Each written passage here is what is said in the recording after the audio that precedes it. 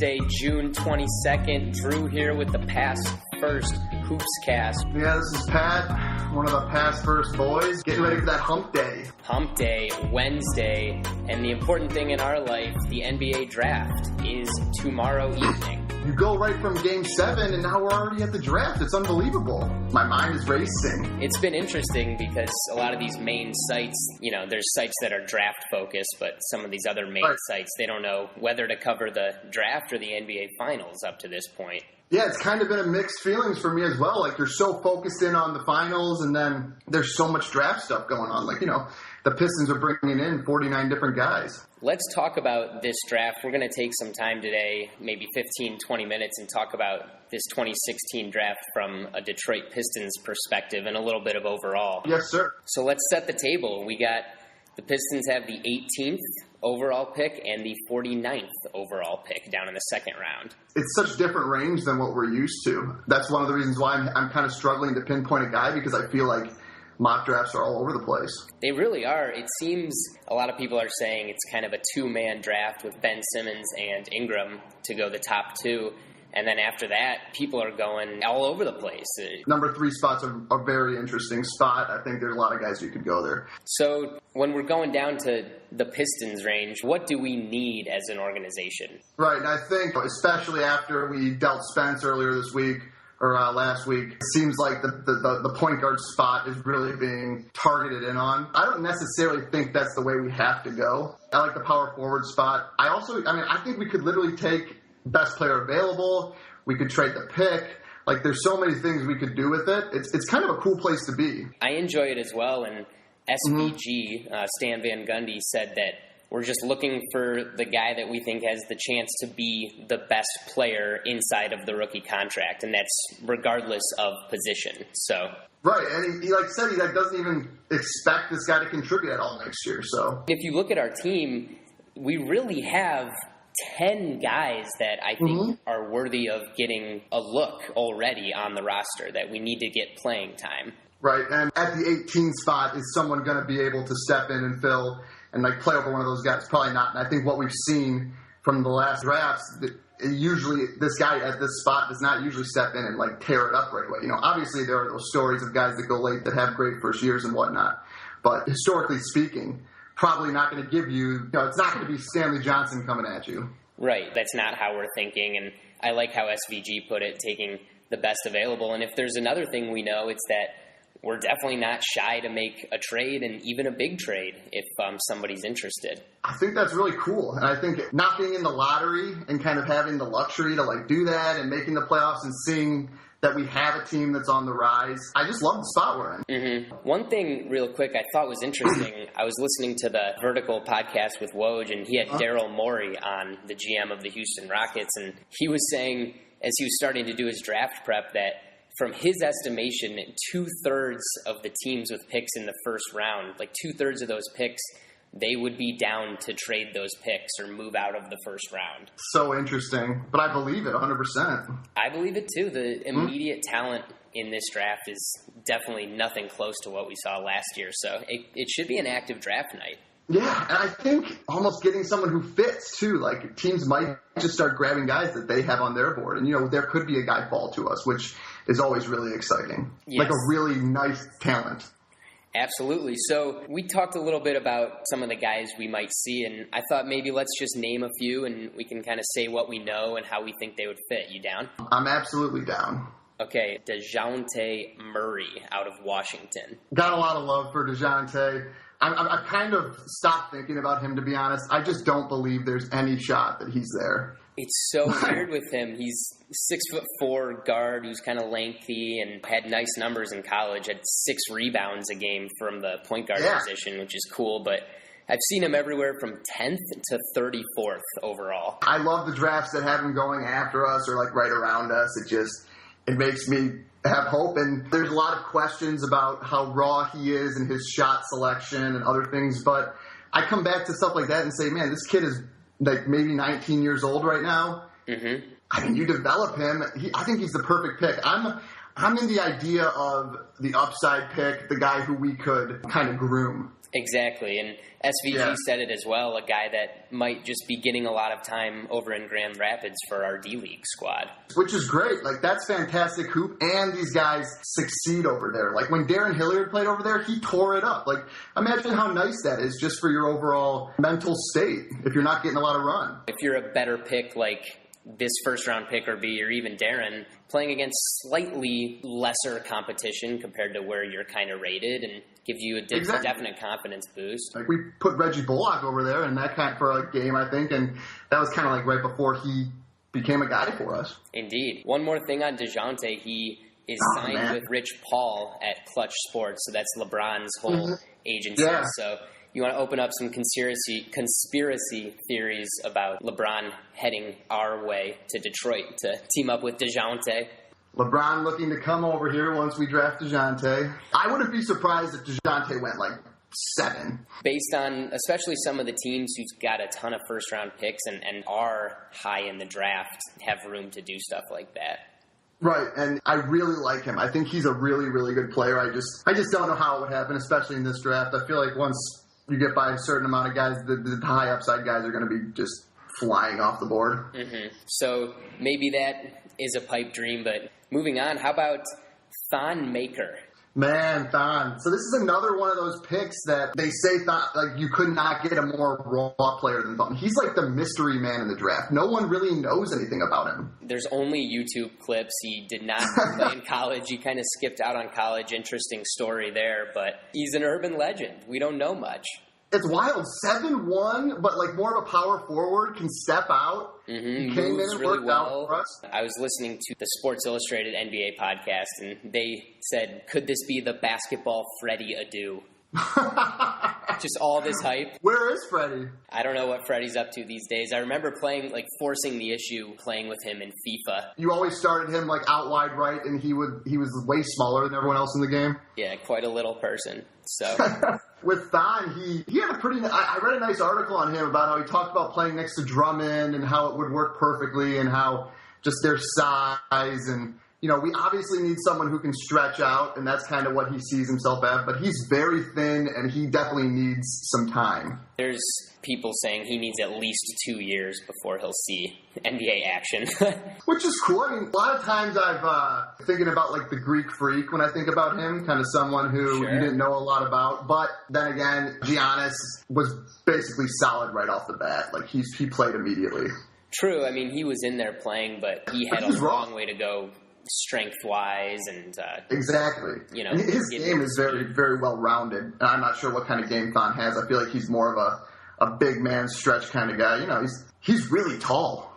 Yeah, tall and lanky. We'll see, and kind of his timing, even needing 2 years as a guy who would be backup center, power forward-ish. That's kind of the term of Aaron Baines' contract. So yeah, I kind of liked possibly drafting that big man to when we see where we're at with Aaron. Another big guy that I liked when I've heard things is Damian Jones out of Vanderbilt. I've seen him come up a lot more lately. Seems to be gaining steam.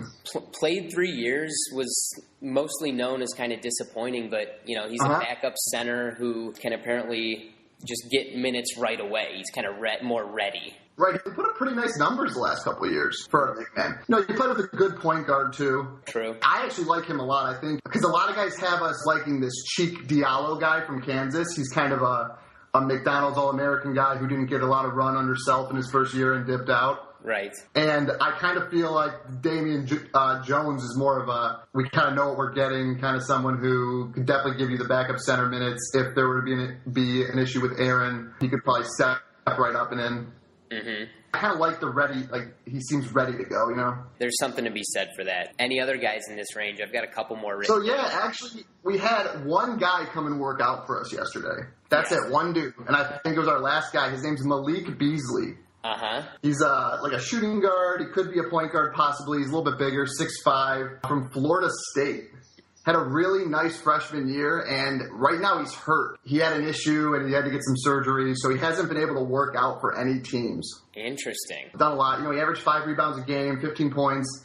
Just a really nice player. Kind of under the radar. I see him mostly being drafted ahead of us. I don't think he would be able to get there, but when I heard that we had him in the house, I was really, really intrigued because he was someone that I kind of looked at early on because I didn't really even know who he was, 6'5" and shot quite well from the three-point line. It kind of reminds me of when we drafted Spencer because he was also hurt, and SVG kind of took a chance on him. But that was obviously in the second round, but people weren't really all that sure about his injury and whatnot.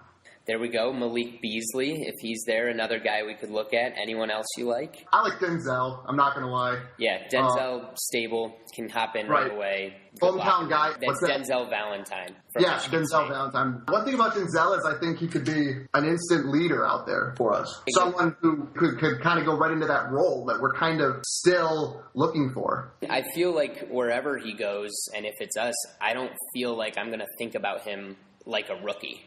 Right, the dimension he could add to the team, just from a locker room standpoint, from a play hard, leave it all on the court standpoint. I don't know. He's kind of my dude. Obviously, I have a little hometown love for him, but watching him play so much and just the way he can affect the game in so many different ways. Indeed.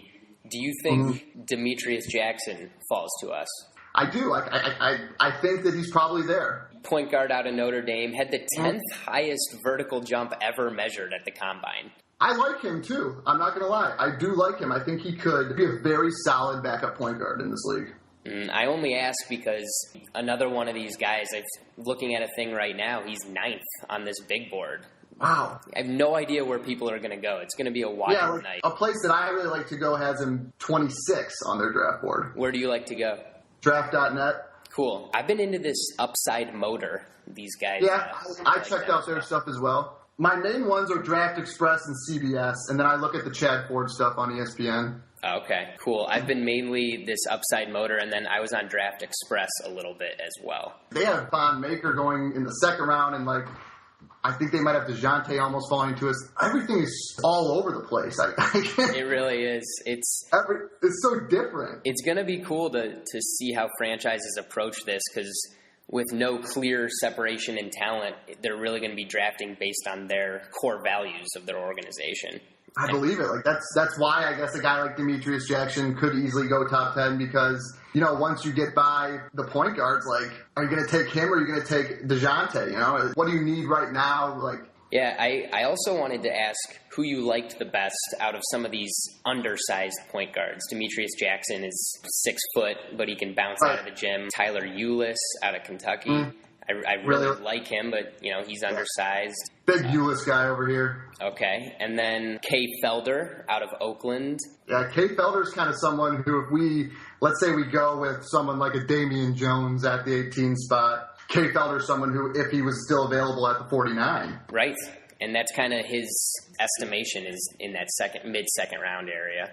Right. And it's crazy because, I'm looking at this and I see Tyler Ulis down at 45. Right. And, he's someone who I would definitely take at 18. I know. He's got amazing swagger and confidence. I'm an Indiana graduate, and I watched the IU Kentucky game this year, and he was the one guy on the floor that just scared me so much every time he had the ball.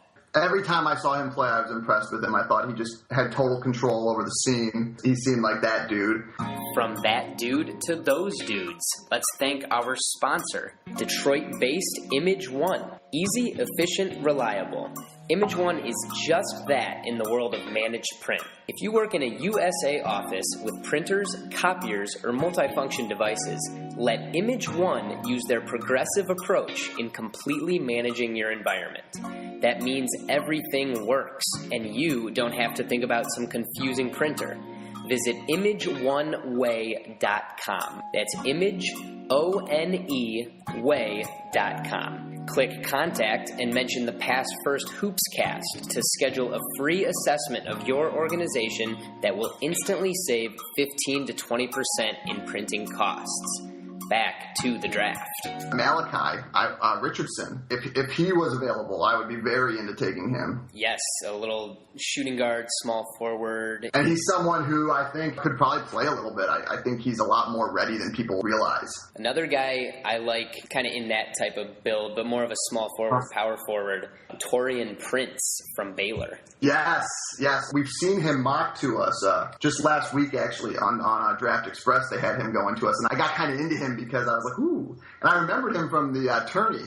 Yeah, he's got the dreads, and he He's a stretch 3'4". He's 6'8" with 6'11" wingspan, and I think we're always down to take guys who can defend LeBron and Durant. Yeah. I like Porzingis. these guys who can put into the small ball lineup, you know, and can really play a couple different positions. And he kind of seems like one of those guys. In a playoff game, he's off the bench for 7 strong minutes defending a superstar on the other team. Yeah, like is he like a Kawhi type? Ooh, how about that? Kawhi was drafted at like 15. Mm-hmm. I do have kind of a dark horse guy. Someone who I think a lot of people would probably pass on, who seems maybe like he's a little soft. This guy named Steven Zimmerman from UNLV. He's a freshman. He's a stretch 5. Yes, he's got the size. He can shoot. I don't know what the issue is here. I think he was a little bit underused at UNLV. Yeah, I think he averaged like 10 and 9, but, 18-year-old kid. He was a huge recruit, so I think that's why he's almost in like that he didn't do enough for us mold from like these scouts. But I see him at like the very end of the first round. I'm kind of surprised someone with that kind of upside in this kind of draft is being mocked so late almost. If we do keep our 18th pick, whoever we pick, I'm just going to be excited about because there's so many of these people who, even him, he was disappointing, but he's got a ton of ability, and so it's going to be interesting. I don't know, another hometown boy, maybe Deontay Davis. He probably doesn't fall to us, but that'd be kind of wild. He continues to fall in a lot of these mocks I'm seeing. I know, that's what I'm seeing. I'm seeing that you used to see him high up in the 8-9 range. Now it's like he's right around us. I'm just not really sure. Mm-hmm. Not a lot know about him, He barely played at State. Yeah, I don't know that much about him at all. But he's nice, from Muskegon, good kid. I'm always also down for the draft and stash, whether it be 18 or 49. Obviously, 49 would be prime time draft and stash material, but I just like it. Are you thinking an overseas guy? Yeah, someone who we grabbed that's playing well overseas. I got this one guy I kind of found from Bayern Munich, Paul Zipser. Zipser. He plays over in Germany. Okay. I guess he's still got some developing to do, but I see him at the end of mocks. He's ranked in like the top 10 international guys in a lot of stuff I've seen. Small forward, 6'8", big guy. And that's fun to follow, too, especially from where our franchise is. We really don't need him right now. It'd be a fun little story to follow, see how he's doing over in Europe. Right, and I'm always down for that. Maybe draft like a big like center and see how he does. Or, like you said, we could draft someone and put them over there, like a Kyle Singler kind of deal. Either of those picks. Yeah, I remember, Singler went and played for Real Madrid, I believe, right? Your squad? Yeah, he was on Real Madrid. He, had a really nice year, and it, turned around his whole career. He had kind of gone stale at Duke a little bit, and then he had a great season, I think, and the Pistons were like, oh, we're going to grab you and play you a bunch. That was really nice drafting by Joe D again. Yes. Put him on Real Madrid for a season. Good God. And then it turned into Reggie Jackson, who is as of right now, our franchise point guard, highest paid player, leader. There you go. I got a stat boy about the draft real quick. Let's hear it. So back in the day, they changed this right after this, but you used to be able to draft guys that were in college, and they would stay in college, and so this actually happened with Larry Bird. Larry Bird was drafted. Okay. Yeah. Larry Bird out of Indiana State was drafted by the Celtics. Red Auerbach played one more year of college at Indiana State and then came out and signed with the Celtics. Wow, can't you do that in baseball? Yes, that's very popular in baseball. I'm kind of into that. I think that would add such an incredible dynamic to all of this and even more work for front offices. Tell me, what different is that than owning someone's rights overseas? That's what I'm saying. Yeah. What do you think about any kind of trade? Do you think that it's possible? I think it's very possible. Do you think it's going to happen? Do we stand pat? I would never rule out a trade with how much exploration this front office has shown to do. Yeah, I'm pretty sure there was a mock draft over in New Orleans or something yesterday where they had a 3-team trade and the Pistons were involved. Yeah, we grabbed the 23rd pick and the 39th pick. Yes. Okay. And I actually saw another mock where we were involved in a 3-team deal, and we ended up with the Jazz's Trey Burke. Oh, yeah, and actually, I forgot that part. In this trade, Trey Burke's involved. We get the 23rd, 39th, and Trey. All we give up is our 18, and the Jazz receive Tyreek Evans. Interesting. So there you go, That's putting a lot of value in the 18 spot. Puts a lot of value in the 18 spot. That would have to assume that one of those organizations really wanted somebody that we had said we might probably be picking at that spot. If we grabbed 23 and 39, I'd be real into that. That'd be fine with me. I'm open to any trade. There's no immediate needs that I think could be fulfilled at this pick, so let's do whatever is best. I think SVG has probably been on the phone already this morning, I would imagine. I imagine there's a lot of communication, just exploring different things. That's kind of how our front office seems to operate. It's a beautiful thing. See the minds at work. It's a beaut. But anyway, I'm fired up. Drafts tomorrow night. We'll see what happens. It's really fun to see all the stuff unfold. I was going to make a note to tell people, 18th pick, tune in maybe 45 minutes into it. But I'd say tune in right from the beginning because we might be making deals. Right. Is there anyone that you would want to trade up for in the top 10? Ooh. See, after these first two guys, I don't know what would we have to give up? Probably one of our core top dudes? 6 guys going into Stanley on the bench there. I don't want to give up any one of our main guys. Who would we give up? Like Marcus? No way. He's a huge contributor on a great contract, so. All I can think of is that you would give someone up to let Stanley Johnson, I guess, step in as well and then use this guy, but I just don't see anyone worth it after those top 2, and we're not moving up in the top 2. No, certainly. I am intrigued with Dragan Bender. I am as well. I really like everything I've heard about him. But then again, I'd rather have Marcus. These guys are growing together, gelling together, figuring out how it goes. So unless we get a jackpot offer with one of them, stick how it is and see what happens. I guess if it included future picks maybe and some wild stuff and someone else off that squad that we really thought could be a piece, I'm always going to trust the process. So if they do something that we have to part with one of our guys, that's just how it goes. Yes, I trust it as well. And if we got a guaranteed lottery pick that was probably going to be in the top 8 of next year's draft, I know next year's draft is very loaded. So yeah, it's supposed to be one of the better ones in a while. Yes. Well, good stuff, dude. All right, man. Well, hey, this is the last time we're going to be recording for a little bit. So I'm going to be traveling to Morocco starting this Saturday for at least 2 weeks. So taking a little break. Baby.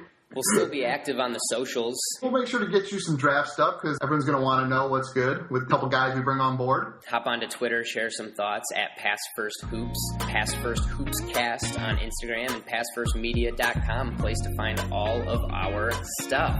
Yes, sir, the goods. Check us out. Thank you, listeners, for listening. Wherever you're listening from, we appreciate it, and thank you for supporting us. Appreciate it. This has been the Pass First Hoops Cast. I'm Drew. And I'm Pat. We're signing out. Happy Wednesday. Happy Wednesday. Getting out of here. Draft coming up tomorrow at 8. See you then, Pat. All right, let's pick them. See ya. Peace.